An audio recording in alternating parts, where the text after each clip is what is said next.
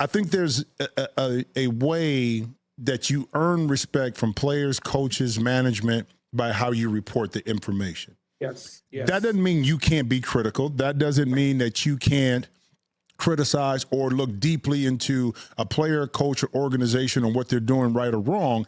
It's how you articulate that information.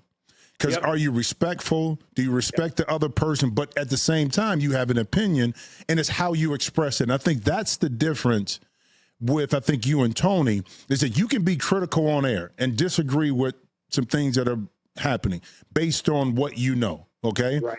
But it's not in a disrespectful term where the other person or other party feels offended. Okay, they just be like, okay. You described it perfectly. Right, and that's where I sit, too. It's like, I've been covering guys since, I mean, you talking about Draymond, since he was at Michigan State. Yeah. It's a way to be critical, and you can have constructive criticism without being disrespectful. Well, mine is a slight twist on what you just said, almost exactly. And mine is, there's a difference between criticism and ridicule. Exactly. And I'm not into ridicule. I'm not into cheap shots for, first of all, I don't care. I'm too old to care about clicks. Right. I don't give a damn about clicks. I don't.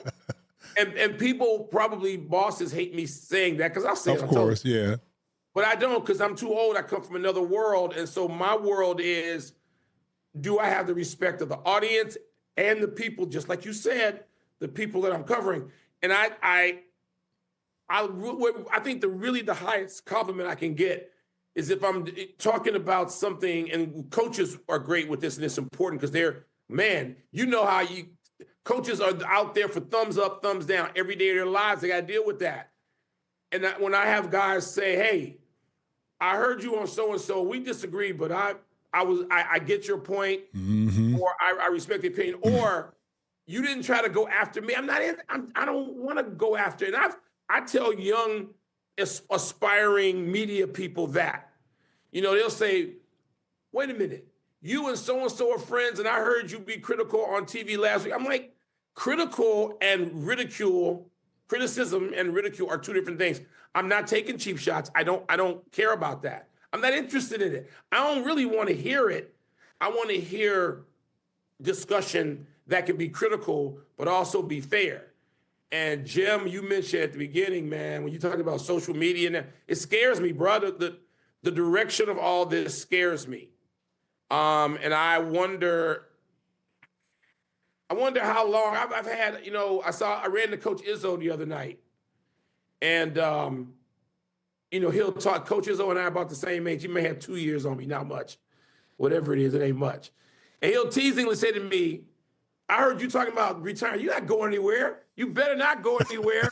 You don't get to leave. You don't get to leave the industry. You better, and that's high praise. Yep. From Tom. Coming from Tom. Oh, my goodness. It is. And I get it, man. It means something to me. Maybe I ain't ready to just roll out just yet. But to me, there are standards that should be in place for any public discussion. And that's why the great podcasts that people listen to and listening to credible people, bruh, the reason why I would come to your locker so much when you were playing is because I appreciated your ability to discuss not just the game, but whatever it was that we might have veered off into, about sports and culture and all that. So the storytelling, Jim, is important no matter whose voice it is. And since I got a platform, I may as well do this right or get out.